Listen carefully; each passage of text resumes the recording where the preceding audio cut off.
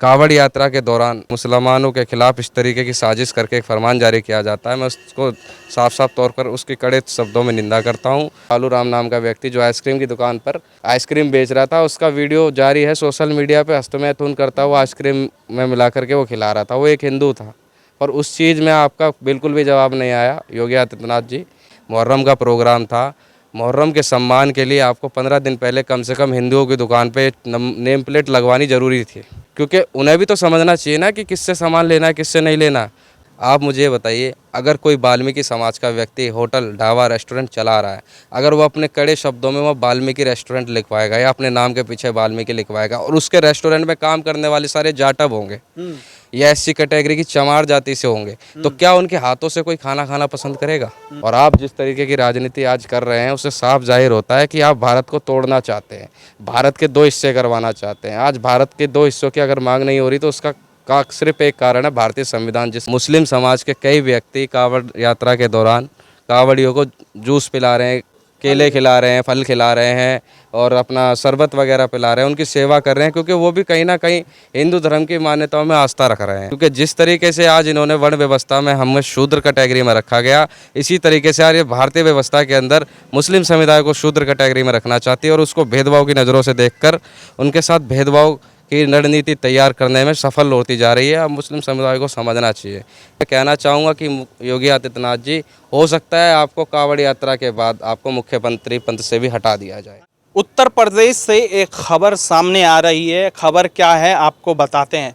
उत्तर प्रदेश में कावड़ यात्रा के दौरान एक आदेश पारित हुआ है कि आदेश क्या है, जितने भी चाहे वो फल विक्रेता हो या दुकानदार हो या ढाबा चलाते हो या किसी भी प्रकार का होटल चलाते हैं, वो अपना नेम प्लेट ज़रूर लगाएंगे। कैसा नेम प्लेट? अगर वो कोई कोड वर्ड हो, चाहे 5 स्टार होटल नाम से या इस तरह से कोई भी नाम हो, तो वैसा नहीं चलेगा। जिनके नाम से होटल है उनका नाम साफ साफ शब्दों में होना चाहिए, जिसको लेकर अब विवाद हो चुका है। चंद्रशेखर आज़ाद, वही चंद्रशेखर आज़ाद जो वर्तमान में नगीना से सांसद हैं, बयान जारी करके कहा कि ये जो आदेश पारित हुआ है ये नफ़रत पैदा करने वाला है, समाज को तोड़ने वाला है। वहीं योगी आदित्यनाथ के बयान नहीं आए हैं इस मामले पर, लेकिन कुछ लोग बोल रहे हैं कि कहीं ना कहीं मुख्यमंत्री का इस आदेश में समर्थन है। यूपी के मुजफ्फरनगर से ये मामला उठा, जहां एक होटल में 4 मुस्लिम कर्मचारी थे, उनको निकाल दिया गया। वहां से ये खबर फैली। हमारे साथ बातचीत करने के लिए आज़ाद समाज पार्टी से सचिन जी है। आइए उनसे जानते हैं कि इस मामले को कैसे देख रहे हैं, किस तरह से देख रहे हैं सचिन जी इस पूरे मामले को। पार्टी के राष्ट्रीय अध्यक्ष माननीय चंद्रशेखर आज़ाद जी ने जिस तरीके से कावड़ यात्रा के खिलाफ जो पुलिस द्वारा अध्यादेश जारी किया गया, फरमान जारी किया गया और योगी सरकार के आदेश से जारी किया गया, उस पर चंद्रशेखर आज़ाद जी ने अपनी बात साफ तौर पर कर दी है कि यूपी के अंदर, उत्तर प्रदेश के अंदर पुलिस अधिकारी बेलगाम घूम रहे हैं और उनका अपना एक कानून संविधान के विरुद्ध चलता है। उन्होंने बताया कि कावड़ियों के आड़ में देश, यूपी, उत्तर प्रदेश के अंदर दंगों का माहौल पैदा कर सकते हैं। अगर दुकान के आगे नेम प्लेट लगाई जाएगी या वर्करों की लिस्ट जारी की जाएगी, तो उससे क्या है कि कावड़ियों की आड़ में दंगा हो सकता है, उनकी दुकानें चिन्हित हो सकती है और एक सांप्रदायिक तनाव बढ़ सकता है। मैं बता दूं कि जिस तरीके से पुलिस अध्यादेश ने ये फरमान जारी किया है, पुलिस अध्यादेश जो है भारतीय संविधान के आर्टिकल 15 का डायरेक्ट उल्लंघन कर रही है। उनको ये समझना चाहिए कि आप भारतीय संविधान से, ना कि संविधान आपसे है। भारतीय संविधान का आर्टिकल 15 में कहा गया कि किसी भी रंग, लिंग, नस्ल, स्थान, किसी भी तरीके से भेदभाव से आप किसी को टॉर्चर नहीं कर सकते हैं। धर्म आधारित या रंग आधारित या जाति आधारित कोई भी भेदभाव बर्दाश्त नहीं किया जाएगा। तो पुलिस अध्यादेशों जो बने हुए हैं वहाँ पे, मैं एसएसपी साहब से पूछना चाहता हूँ, क्या आपने संविधान का आर्टिकल 15 नहीं पढ़ा और ये फरमान जारी कर दिया?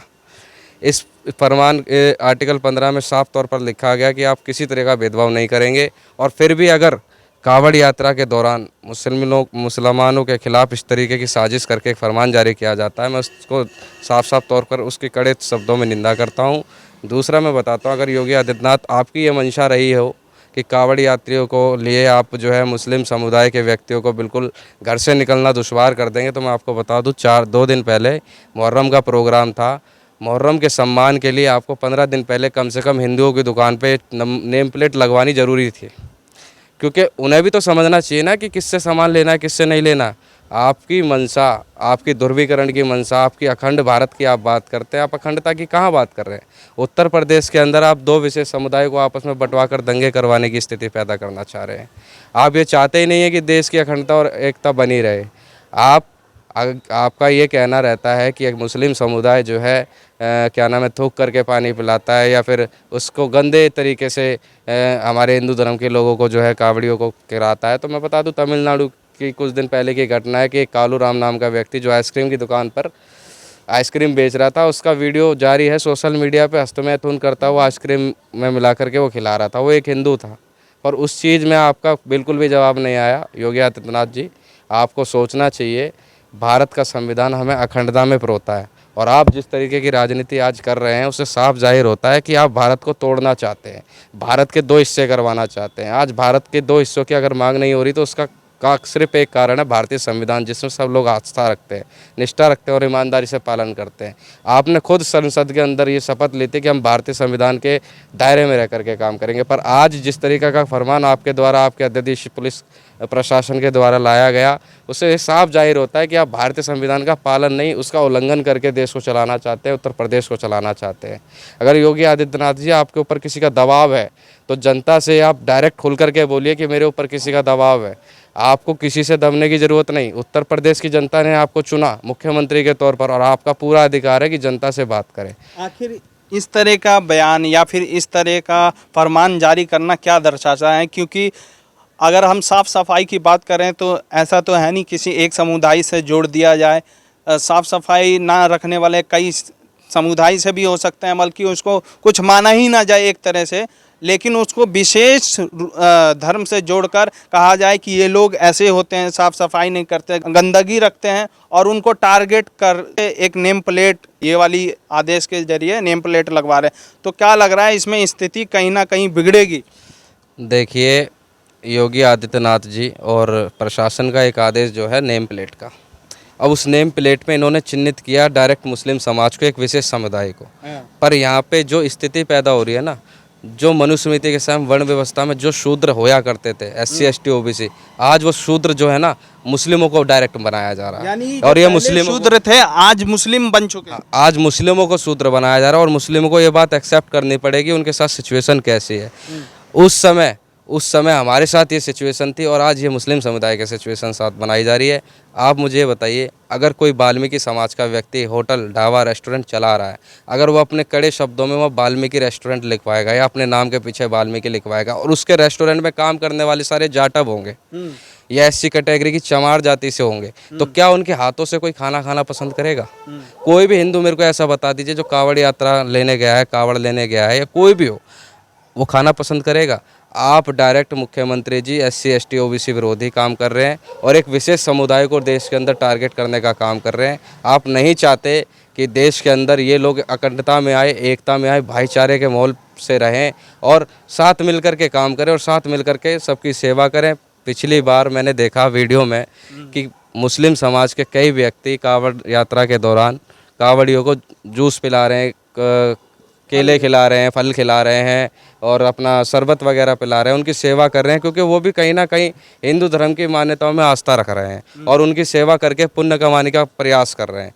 पर योगी आदित्यनाथ जी, आज तो आपने मुस्लिम समुदाय को पुण्य कमाने से भी वंचित कर दिया और जो हमारे SC ST के SC कैटेगरी के जो लोग हैं, जिनको असल में देश के अंदर सबसे नीच व्यक्ति माना गया है और उनकी मानसिकता में भरा पड़ा है कि लोग नीच व्यक्ति है, उनको भी अपने अधिकारों से वंचित कर रहे हैं। अगर उनकी भी आस्था हिंदू धर्म के अंदर है और हिंदू देवी देवताओं के अंदर है, अगर वो भी थोड़ा बहुत पुण्य कमाना चाहते हैं, तो आप लोग उनकी आस्था के साथ खिलवाड़ कर रहे हैं और ये सरासर संविधान विरोधी है, देश विरोधी है, देश की अखंडता विरोधी है। ये जो है साफ साफ गलत है योगी आदित्यनाथ जी। अच्छा, सवाल ये भी उठाया जा रहा है, कहा जा रहा है कि योगी आदित्यनाथ ऐसा इसलिए कर रहे हैं क्योंकि विपक्ष के जितने नेता हैं वो सवाल उठा रहे हैं कि योगी आदित्यनाथ इसलिए ऐसा कर रहे हैं कि जो लोकसभा चुनाव हुआ उसमें उत्तर प्रदेश में बीजेपी की इतनी सीट नहीं आई और कहीं ना कहीं इस हार का कारण योगी आदित्यनाथ को बनाया जा रहा है। बीजेपी भारतीय जनता पार्टी तो पहले से ही चाहते हैं कि योगी आदित्यनाथ को उत्तर प्रदेश की मुख्यमंत्री सीट से हटाया जाए। अब वो चाह रही है कि योगी आदित्यनाथ पे अपनी लोकसभा की जो हार उनकी हुई है, कड़ी हार हुई है, अयोध्या सीट हारे, बद्रीनाथ सीट हारे, इसका जो पिटारा है योगी आदित्यनाथ के सर पे फोड़ा जाए। और योगी आदित्यनाथ से जबरदस्ती ये गलती करवाई जा रही है और वो कर रहे हैं। इस चीज़ को उनको समझना चाहिए कि उनको नागरिकों ने वोट दिया है, ना कि भारतीय जनता पार्टी ने वोट दिया है। उन्हें भारतीय नागरिकों के हित में बात करनी थी, ना कि पार्टी के हित में बात करनी थी। अगर योगी आदित्यनाथ इस बीच में अगर कोई गड़बड़ करते हैं तो साफ साफ ये 2027 की राजनीति को पैदा करने की कोशिश कर रहे हैं। और मैं कहना चाहूँगा कि योगी आदित्यनाथ जी, हो सकता है आपको कांवड़ यात्रा के बाद आपको मुख्यमंत्री पद से भी हटा दिया जाए। आज़ाद समाज पार्टी इस मामले को कैसे देख रही है, क्योंकि चंद्रशेखर आज़ाद का भी बयान आया और उन्होंने कड़े शब्दों में इसकी निंदा की है और कह रहे हैं कि कहीं ना कहीं ये समाज को तोड़ने वाली बात है। देखिए, आज़ाद समाज पार्टी और माननीय चंद्रशेखर आज़ाद सांसद जी नगीना सीट से, ये हम लोग भारतीय संविधान में पूर्ण रूप से आस्था रखते हैं और हम इस देश पे के असली मूल निवासी हैं और भारतीय संविधान के दायरे में रहकर काम करते हैं। और भारतीय संविधान का आर्टिकल 15 सभी लोगों को आज़ादी देता है अपने हक अधिकारों से जीने के लिए, और हम आर्टिकल 15 को ही दोहरा रहे हैं और ये बताने का प्रयास कर रहे हैं सत्ताधारी सरकारों को कि आप भारतीय संविधान के आर्टिकल 15 का उल्लंघन कर रहे हैं, इस तरह की स्थिति पैदा करके, जिससे देश में अराजकता फैले, सांप्रदायिकता को बढ़ावा मिले और दंगे का माहौल पैदा हो।